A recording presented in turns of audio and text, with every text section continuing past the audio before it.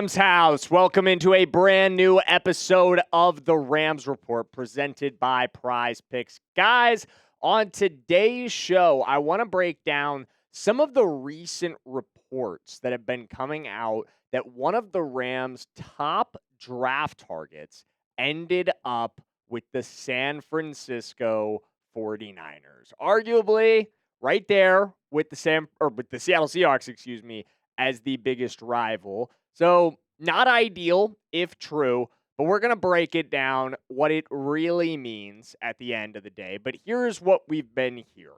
And this is according to Adam Schefter. He's talking about this the other day on ESPN. Multiple teams, quote, felt like De'Zhaun Stribling was the best receiver in the draft, and the Rams were targeting him. Per Adam Schefter again. And when I saw this news initially, and I made a short about this just a couple days ago, breaking this down for you guys, but I was not surprised at all. Not going to lie to you guys. Just did not surprise me in the slightest to hear that the Rams were highly interested in bringing in the Ole Miss product. And we're going to break down why that is on today's show and whether or not we should be worried about him ending up a Niner. But before we do, guys, training camp is just around the corner. We are just a couple of days from getting real Rams football ramped up again. It's not full-on Rams football just yet. We're a month away from or less than a month away from the preseason getting going. But we are just about there with training camp. So make sure you subscribe. Make sure you stay up to date with all the Rams news you need, all the Rams rumors you need. We've got you covered here on the Rams Report. But let's get into De'Zhaun Stribling. Because if you're not familiar with him, he ended up going to the San Francisco 49ers 33rd overall. But if you are a long-term viewer of this channel, then you are familiar with him. Because he's somebody that I've always viewed as a good fit for this team.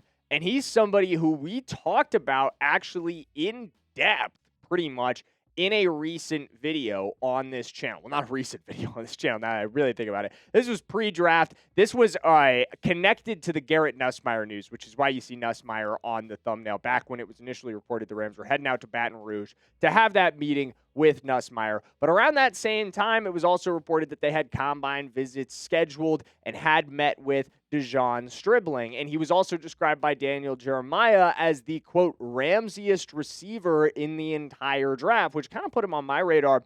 And the more I watched his tape, the more I dove into the player that he is and was at Ole Miss, and before that, a number of other stops, it made a ton of sense that the Rams would be interested in Stribling. He was at Oklahoma State, where he's incredibly productive. Spent some time at Ole Miss this last season, where he had another really good year.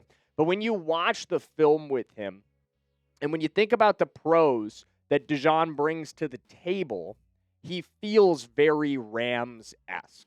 I mean, again, the production is solid for a guy. I thought he went a little bit early at 33rd, which we'll get into. My target range for him, as if he was going to go to the Rams, was more like picking him with our 61st overall pick or potentially even into the third round. But he was always somebody that we talked about making sense for this team if they passed on receiver in the first round. Actually, when they drafted Ty Simpson, it flagged for me immediately like, oh, okay, maybe Stribling's the target in round 2. Maybe Stribling is a guy they might be looking into.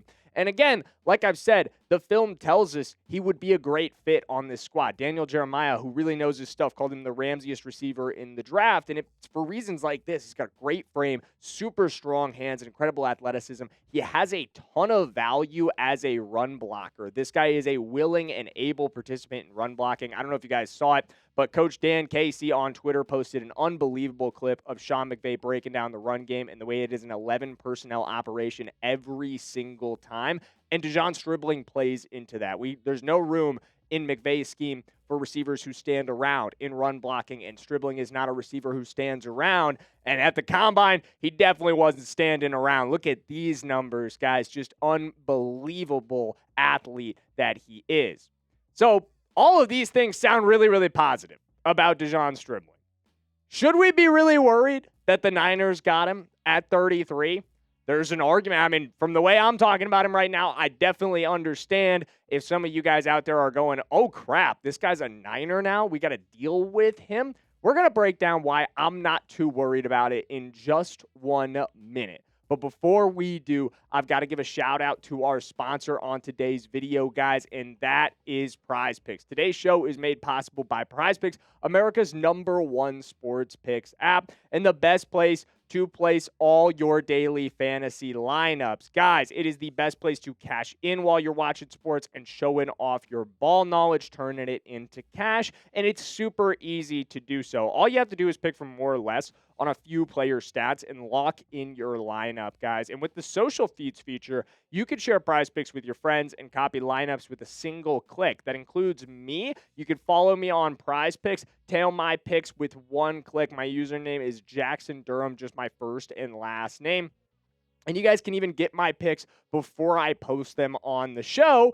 But for those of you who aren't already following me, while you go change that, here's a lineup I've got put together. This one is 5 to win 1250, guys. I'm letting you in on a whale play here. So tail with me, roll against me, whatever you want to do it with PrizePicks. And PrizePicks is available in most states, including California, Florida, and Texas. Join millions of users and sign up for America's #1 sports picks app. New user offer is a new offer as well, guys. This rocks. Play your first $5 and get $150 in lineups if you win. Just use code HMA when you sign up. That's right. PrizePicks just switched up their offer, so there's no better time to join. Lock in and win that first lineup. That's code HMA at sign up to get $150 in bonus lineups if you win that first $5 lineup. As always, thank you to PrizePicks for sponsoring today's video. Let's keep talking about why I'm not worried about De'Zhaun Stribling ending up a San Francisco 49er. I think the #1 reason here, potential does not equate to success at the NFL level. It's as simple as that. De'Zhaun Stribling, when you watch his film, is a guy with a ton of potential, gobs of potential, absolutely. But there are a lot of guys in this draft class. There are a lot of guys in every draft class with gobs of potential.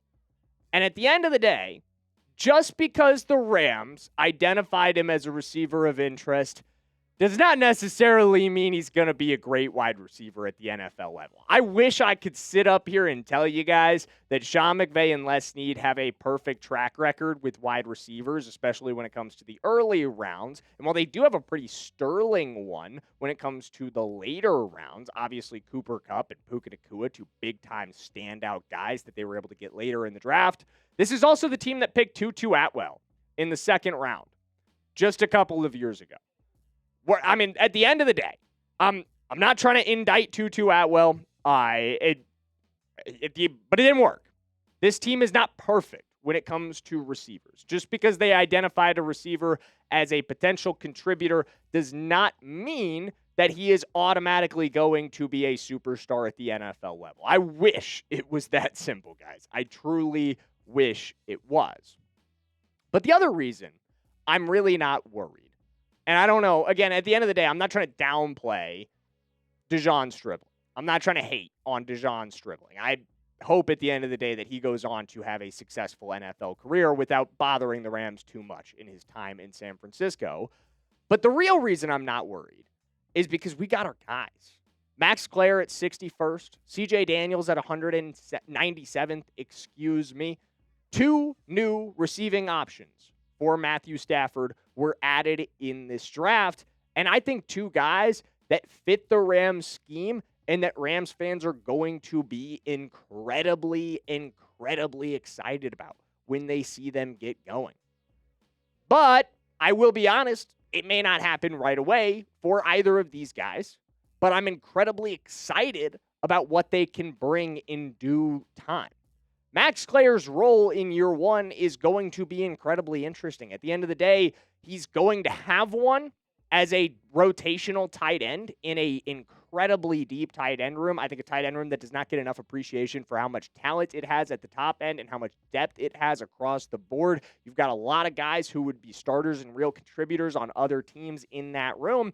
And at the end of the day, while Max Clare learns the playbook, there is an opportunity for those guys to continue leading the way. But this is your future leader of this room alongside Terrence Ferguson. And the more we talk about Terrence Ferguson as less of a true tight end and more of a true receiver, someone who's going to be playing all over the field, someone who's going to be lining up in a bunch of different formations, that's going to leave those true tight end snaps still open for a guy like Max Clayer. We can have these two tight ends drafted in the second round in back-to-back seasons, and it can still make sense without them being competing against each other in that way. I think that's the vision that a lot of Rams fans are still missing with these two guys, and why Clayer was an incredibly logical pick and one that's going to help the timeline of this team. But again, you talk about adding a true receiver. A lot of people still don't see Terrence Ferguson as a true receiver. Well, okay, how about a real one in CJ Daniels in the 6th round? Bona fide true receiver, someone who's incredibly productive at Liberty before transferring to LSU, where he got some SEC reps, and then transferring again to the ACC level where he played at Miami last season and helped that team go all the way to the national championship. Very productive along the way to doing so. Someone who, again, just like what we talked about with De'Zhaun Stribling, has a lot of the characteristics that the Rams look for in their receivers. He's a phenomenal run blocker. He's willing and able. He's someone with strong hands. Maybe not a blow you out of the water athlete like Stribling was, but a perfectly capable one at the end of the day. And rewinding to Max Clayer, again, why do you add him to a room that already has Terrence Ferguson and a lot of these guys? Because 3 of them are going to be gone by the end of 2 years from now. Expiring by 2028, Tyler Higbee, Colby Parkinson, and Davis Allen. Parkinson and Allen will both potentially be off the roster by the end of this next season. I don't know that the Rams will keep any of these 3 guys around as they go in a new direction with their tight end room. That's part of this process. That's part of drafting these guys and letting them come along before they're fully needed as starters. These guys are going to be incredible pieces of this team. Maybe not in 2026, but in the future, you're going to see incredible things from Max Clayer and from CJ Daniels. And if you agree that the Rams got their guys in this year's draft, then sound off for me by dropping a like on today's video. Send the word out to the YouTube world that we are not worried about De'Zhaun Stribling ending up a San Francisco 49er, because we got our guys in the 2nd and 6th round of this year's draft, and we are thrilled about them. I'm going to see you guys tomorrow.